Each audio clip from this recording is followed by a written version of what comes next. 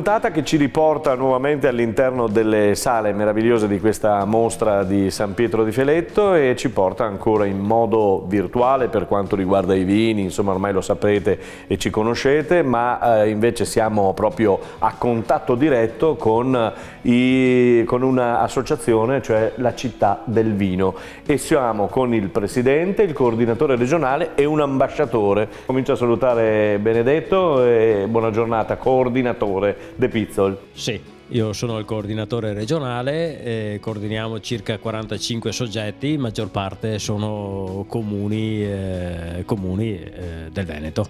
Passi il microfono al presidente. Nata questa idea da parte di alcuni amministratori del Piemonte, della Toscana, del Veneto, della Sicilia, comunque delle regioni del sud, di costituire un'associazione di amministrazioni, di amministratori per far sì che la rinascita di questo segmento dell'economia agricola fosse una nascita non legata ad un prodotto slegato dal territorio, ma fosse una nascita che consentisse di legare in maniera strettissima i territori ai loro prodotti. Oggi è difficile parlare di un vino che attraverso la sua etichetta non ti porti a vivere l'emozione o l'esperienza del territorio che lo esprime.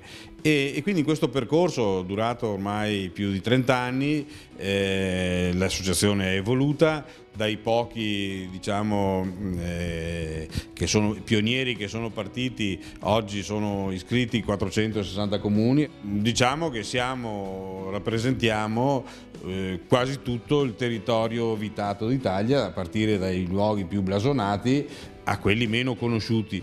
Posso dire una cosa, ecco, relativamente ai territori, che è vero che ce ne sono di quelli più conosciuti e che ormai riconosciuti, ma ci sono tanti territori e tanti prodotti di nicchia che secondo me saranno delle belle sorprese anche nel futuro. Quindi il nostro compito è quello di accompagnare in termini di rete i percorsi delle amministrazioni.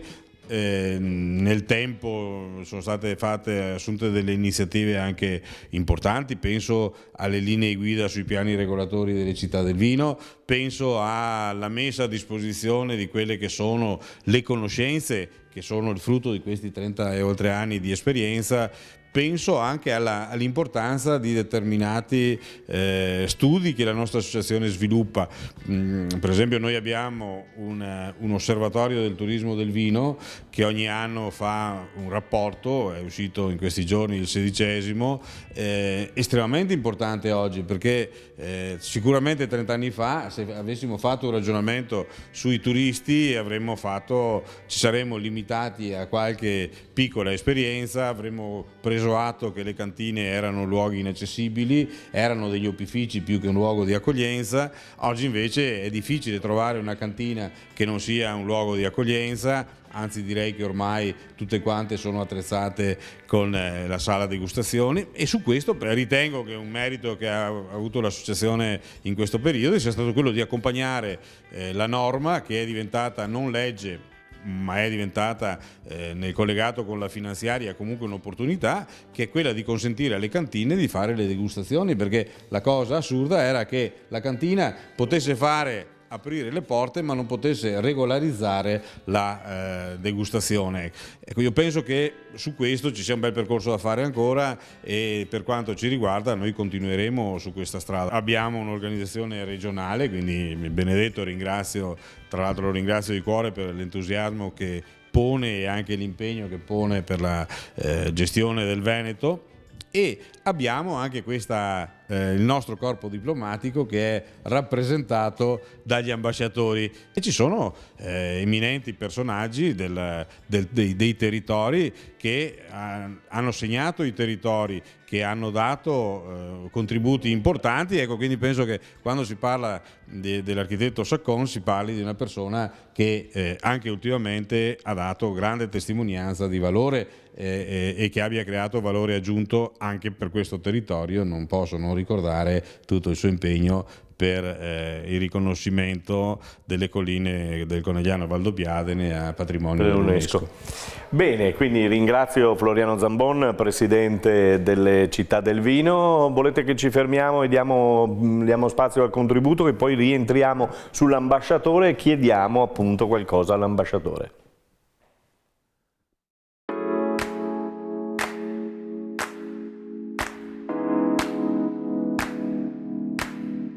Ci troviamo oggi alla cantina Col Sandago, in un'ambientazione che unisce arte e vino. In questa occasione oggi c'è con me David, il responsabile commerciale di Col Sandago Italia. Buongiorno David. Buongiorno Riccardo. Certo, allora Col Sandago nasce alla fine degli anni 50, nella collina appunto di Col Sandago, caratterizzata da circa 20 ettari vitati e destinati appunto alla coltivazione della nostra glera, che ci darà poi il Conegliano Valdobbiadene Prosecco Superiore di OCG, e dal Wildbacher, attraverso la quale noi produciamo due tipologie, una versione ferma come rosso da invecchiamento e una versione rosata nella versione spumante metodo Martinotti e metodo classico. Vedete le bottiglie, come si può notare dal video, queste bottiglie sono caratterizzate da una lavorazione sul vetro che, come diceva giustamente Riccardo prima, è stata pensata coniugando l'anima di Col Sandago relativamente appunto alla connotazione artistica del nostro presidente, il signor Martino Zanetti, il quale da sempre, oltre ad essere imprenditore, è anche pittore. Dal 2000 il signor Martino Zanetti, presidente del gruppo House Brand Teresiani, acquistò appunto la tenuta e dal 2000 continuiamo a mantenere la tradizione spumantistica del Conegliano Valdobbiadene e del nostro Wildbacher. Vi aspettiamo sui nostri canali social, quindi Instagram, Facebook e ovviamente sul nostro sito www.colsandago.it. E siamo pronti quindi per procedere con il nostro brindisi finale. Ci sta raggiungendo anche l'assessore del comune di San Pietro di Feletto, Cristiano Botteona. Buonasera. Quindi direi che possiamo alzare i calici al cielo e procedere con la nostra frase di rito, che è: diamo valore al nostro territorio. Evviva! Evviva! Evviva! Allora architetto, che ambasciatore è? Perché il presidente Floriano Zambon le ha dato due possibilità dove si inquadra lei? No, sappiamo benissimo la sua importanza. Ovviamente mi inquadro in quelle persone che sono particolarmente attente al proprio territorio. Io di mestiere mi faccio il paesaggista, anche mi interesso proprio di questioni di paesaggio. Però sono anche molto legato a questo territorio e forse una delle motivazioni che poi mi ha spinto a seguire la candidatura di queste colline a patrimonio dell'umanità è stato proprio il legame e la vicinanza fin dall'infanzia con il territorio fisico proprio, camminandoci e girandoci intorno. E sono stato molto felice di questo riconoscimento da parte dell'Associazione delle Città del Vino, e devo dire che è un'associazione con la quale comunque in questi lunghi anni di messa a punto della candidatura ho avuto a che fare con l'associazione più volte, perché all'interno dell'associazione ci sono dei grandi esperti e anche ho acquisito dei contributi di tipo scientifico molto importanti che poi si sono rivelati utili anche nella candidatura. Ed è curioso ricordare che questa candidatura è partita proprio durante un convegno delle città del vino. Io lo stavo per chiedere, sì.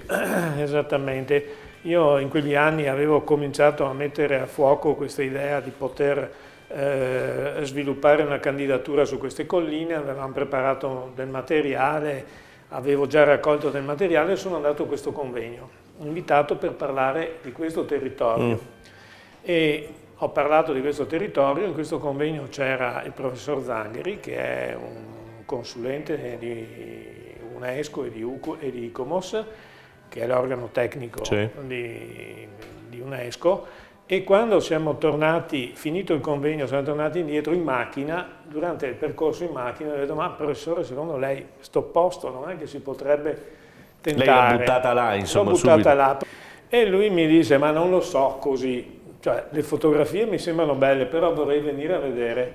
E allora l'allora presidente del consorzio di OCG, che era Adami, l'ho invitato, è venuto su 2 o 3 giorni, l'abbiamo portato in giro per il territorio e mi ha detto: ma secondo me diciamo che i numeri di base ci sono, preparatevi, è una strada molto lunga e difficile, noi pensavamo che fosse molto più facile, onestamente, però lui ci ha detto sì, percorretela questa strada, e così è stato. E Zangheri poi ha partecipato come membro del comitato scientifico che ha curato la candidatura, e quindi ci ha accompagnato anche lui fino alla fine, fino al raggiungimento del risultato.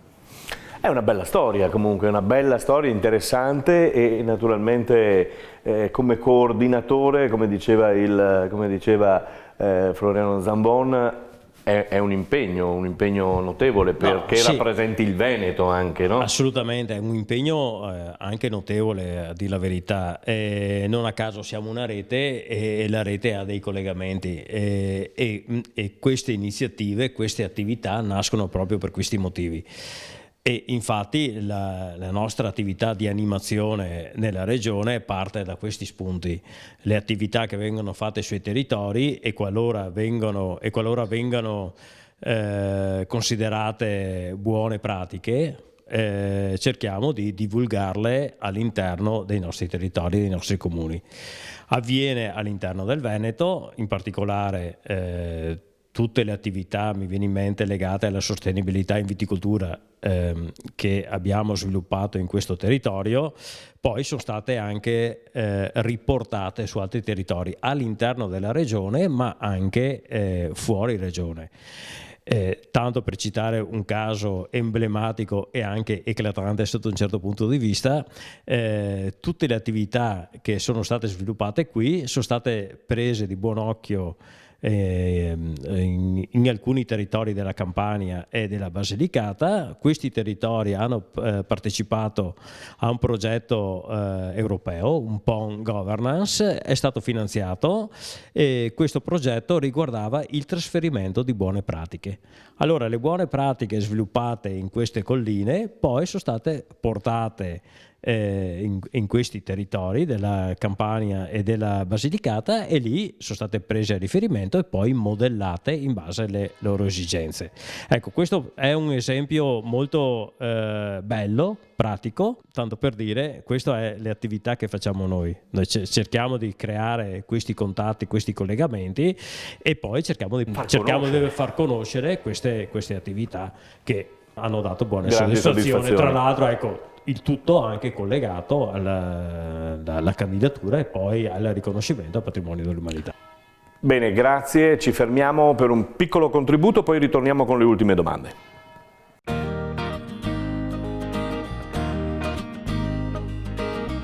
Ed eccoci in un'altra cornice meravigliosa delle nostre colline del Prosecco. Ci troviamo qui in mezzo a un vigneto, in un'azienda agricola nuova che stiamo per visitare. Io vado subito ad incontrare il padrone di casa Paolo, proprio dell'azienda agricola Bazzo.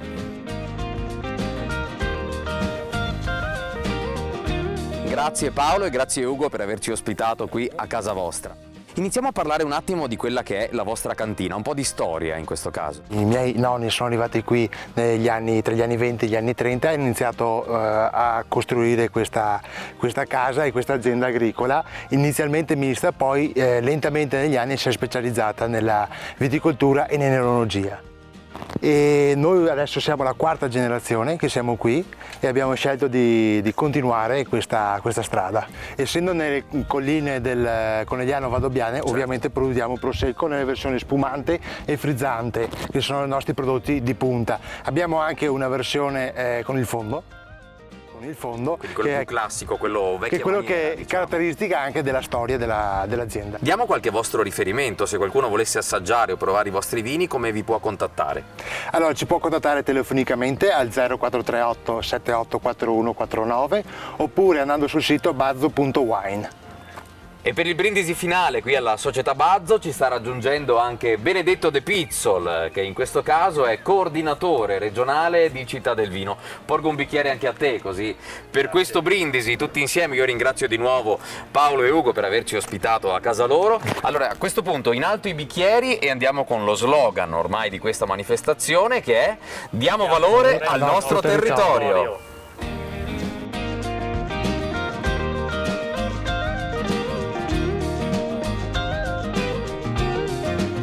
Presidente Zambon, conobbi Città del Vino giustamente con il vino del sindaco, era quello, no? selezione del La selezione del sindaco, eccolo là. Perché tra le varie attività che svolgiamo, allora innanzitutto va detto che Città del Vino è componente di una rete europea. Questa rete sviluppa attività a livello europeo. Tra le varie c'è per esempio il riconoscimento annuale di una città europea del vino, sulla quale si concentrano le attenzioni di tutta la rete europea. Per la verità, dall'anno scorso abbiamo anche istituito una città europea del vino emergente. Allora, quest'anno abbiamo la città europea del vino è Aranda de Duero, che è a nord di Madrid in Spagna, e la città del vino emergente per quest'anno è stata riconosciuta Krikova, che sta in Moldavia, tra l'altro una realtà che merita di essere conosciuta perché nel complesso dell'organizzazione dell'ex Unione Sovietica aveva una funzione importantissima per quanto riguarda la produzione del vino, e ricordo che Krikova ha 120 km di gallerie, buona parte destinate a cantina, tra cui 6 km, questi io ho avuto modo di visitarli e mi ha fatto anche un'impressione, ci sono 6 km di seguito di cantina destinata alla produzione dello spumante col metodo classico. E per quanto riguarda la rete nazionale, tra le varie attività, oltre a quelle chiamiamole più legate a un'azione di, fra virgolette, sindacato dei comuni per quanto concerne specificatamente le iniziative anche di norma, come citavo prima, e ci sono anche iniziative di valorizzazione e soprattutto di animazione dei territori. Una cosa che è stata avviata 20 anni fa è un concorso delle piccole partite di produzione dei vari territori. Oggi è diventato il concorso più importante a livello nazionale, perché indubbiamente quello del Vinitaly era ed è il concorso più importante, solo che adesso ha cambiato fisionomia, per cui di vero concorso con circa 1500 campioni abbiamo solo il nostro, perché poi dopo di noi viene la Duglia d'Oro e vengono altri concorsi. Questa selezione del sindaco quest'anno doveva tenersi a Castelvetro di Modena. Abbiamo dovuto fare l'edizione 2020-2021 per le note vicende, e così pure anche per tutte le nostre attività, buona parte delle altre nostre attività. Per esempio, una delle attività che facciamo assieme al Movimento del Turismo del Vino è l'animazione nella Notte delle Stelle Cadenti di San Lorenzo con calici di stelle, con milioni di, diciamo così, di persone, di visitatori che quella notte si danno appuntamento, a dimostrazione che è proprio una rete che coinvolge tutti i territori nazionali. Bene, grazie a voi. Floriano Zambon, presidente appunto delle Città del Vino, grazie a Benedetto De Pizzo per quanto riguarda il coordinamento. Io lo chiamo sempre il sindaco parlava di città emergenti. San Pietro può essere città emergente? Sicuramente veloce così. No, allora San Pietro ha coordinato insieme a Conegliano Città Europea del Vino 2016. Quindi ormai siamo troppo grandi, siamo troppo lanciati, basta, non può essere emergente. Allora, architetto, ma abbiamo sempre ragionato a territorio, e allora forse il valore aggiunto è quello. Architetto, io la ringrazio e naturalmente viva l'UNESCO, viva Città del Vino, e ci siamo naturalmente qui. L'importante è continuare, perché aver portato a casa la candidatura e avere l'iscrizione alla lista non basta, bisogna continuare a curare il territorio con molta attenzione, perché questo favorisce l'economia, ma favorisce anche la società che ci vive attorno, quindi è molto importante continuare questa attività. Lo faranno, lo faremo naturalmente. A tutti voi grazie per essere stati con noi qui dalla mostra di San Pietro di Feletto.